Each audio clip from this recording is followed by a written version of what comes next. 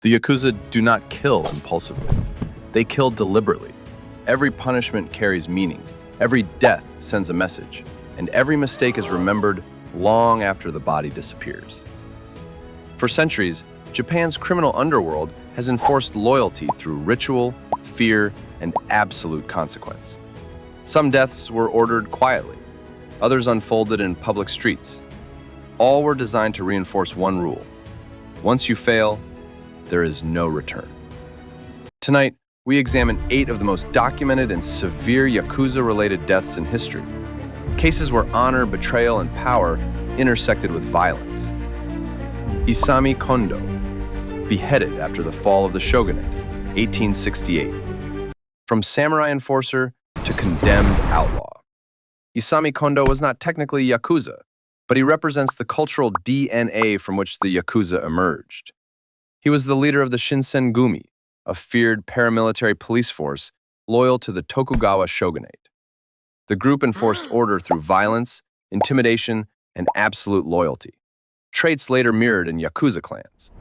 When the shogunate collapsed during the Meiji Restoration, Kondo became a relic of the old world, and the new government wanted an example.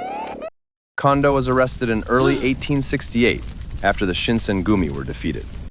He was paraded publicly, stripped of rank, and labeled a criminal rather than a warrior. This mattered. To be executed as a criminal, not as a samurai, was deliberate humiliation. On May 17, 1868, Kondo was beheaded by government forces. No ceremony, no honor ritual, no final recognition. His death marked the end of one era, and the transformation of underground violence from political enforcement to organized crime. The sword was gone. The syndicate was coming. Kunisada Chuji, shot dead after a national manhunt, 1850. Japan's most famous outlaw meets a violent end. Kunisada Chuji was a legendary bakuto, a gambling boss and outlaw romanticized in folklore. But beneath the myth was a man who controlled territory through fear and retaliation. By the mid-19th century, Chuji had become too powerful to ignore. Authorities launched a coordinated manhunt. For months, Chuji evaded capture, moving through rural regions with loyal followers hiding him. Rewards were offered. Patrols expanded. Eventually, betrayal narrowed the search.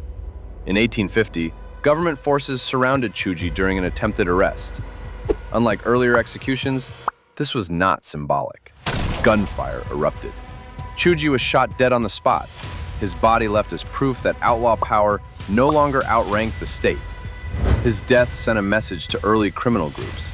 The era of legendary bandits was over. Organization would have to evolve or die. Kenji Shereai, ordered to die by his own oyabu, 1930s. When failure demanded ritual punishment, by the 1930s, the Yakuza were no longer loose bands of gamblers and enforcers. They were hierarchical organizations with strict rules, internal courts, and punishments that mirrored an older code of honor. Kenji Shereai was a mid-ranking lieutenant operating under a powerful Kansai syndicate.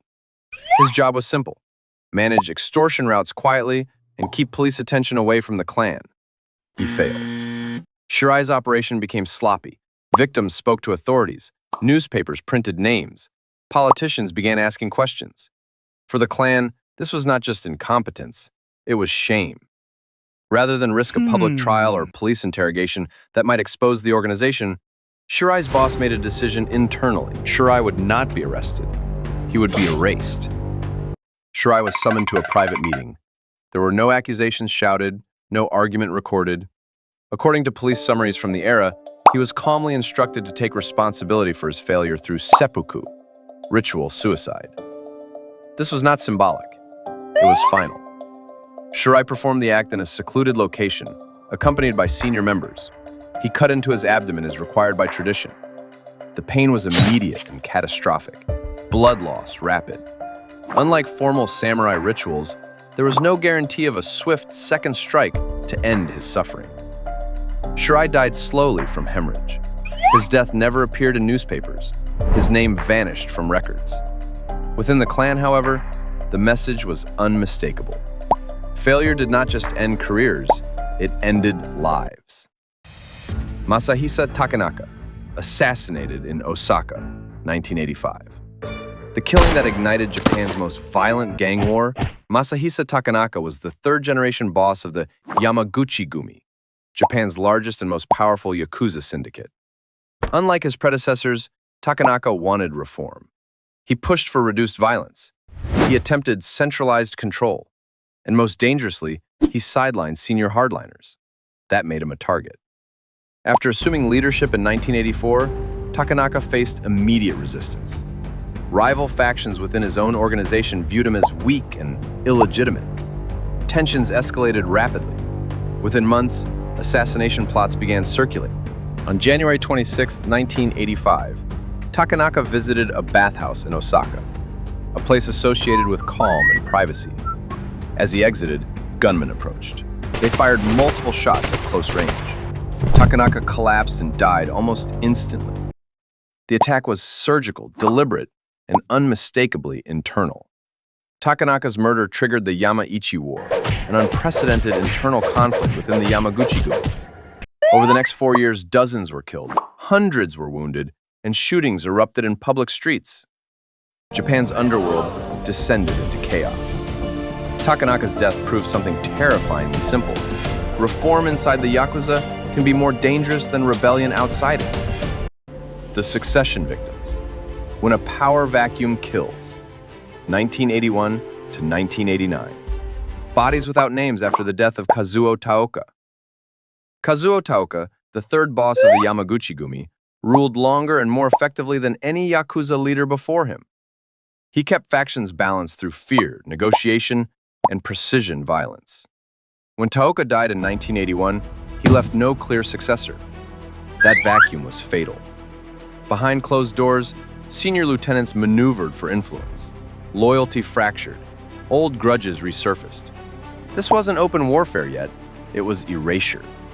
Men disappeared after meetings, cars were found abandoned, bodies surfaced weeks later in rivers, mountains, and industrial zones. Police reports from the period describe execution-style gunshots, weighted corpses, and hands bound with ritual cord. Names were rarely printed. To speak them invited retaliation. These deaths weren't about rage. They were about clarity. Each killing reinforced who had lost protection and who still possessed it.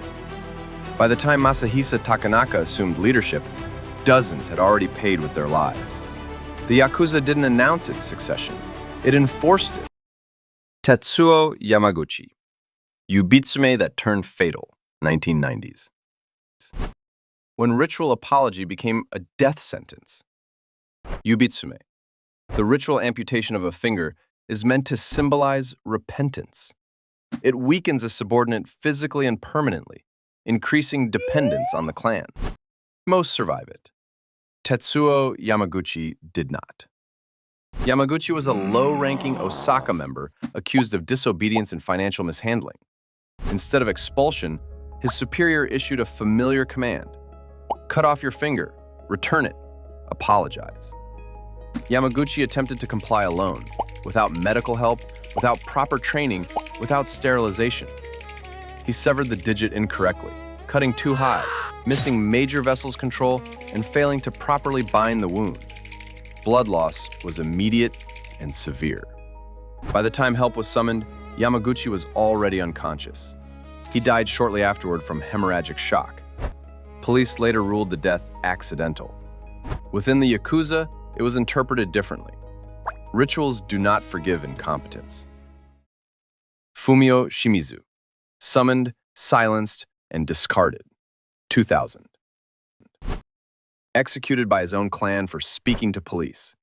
By the late 1990s, Japan's anti-Yakuza laws had begun to bite. Bank accounts were monitored. Businesses cut ties. Members faced increasing pressure to defect. Fumio Shimizu was a mid-level boss in Kansai. Experienced, trusted, and dangerous to the wrong people. When rumors spread that Shimizu had cooperated with police, the clan didn't investigate publicly. They handled it internally. Shimizu received a summons for a discussion. No threats, no accusations, just an order to appear. He was seen entering a meeting location with senior figures. He never left. Days later, fishermen discovered a body weighted with concrete blocks in a harbor. The victim's hands were bound. There were signs of execution-style trauma. Authorities identified the remains as Shimizu. No suspects were charged. Within the Yakuza, no explanation was required. Silence is the final duty. Shinsuk Sakai dies facing the state, 2011. One of the last old-school enforcers meets the modern crackdown. By the 2000s, the Yakuza world was shrinking. Police surveillance had intensified. Membership declined. The era of public bravado was ending. Shinsuk Sakai was a senior financier, not flashy but deeply connected. When police closed in, they expected surrender. They were wrong. In 2011, authorities surrounded a property linked to Sakai during a coordinated anti-gang operation. Negotiations failed. Gunfire followed. Accounts differ on who fired first, but the end result was clear. Sakai was killed during the raid. Unlike earlier deaths, this one was immediate, documented, and final. No retrieval, no ritual, no silence. Just a body removed by police, not clan members. Sakai's death symbolized something new. The Yakuza no longer controlled the endings. The rules had changed, and many who once ruled by quiet fear now faced loud consequences. Yakuza deaths are rarely accidental. They are decisions, made behind closed doors, enforced without hesitation. From beheadings and ritual suicides to disappearances and modern police raids, these endings reveal a world where loyalty is absolute and punishment is permanent. Honor does not protect. Silence does not save. This is Signal Noir Studios, where the next story waits in the dark.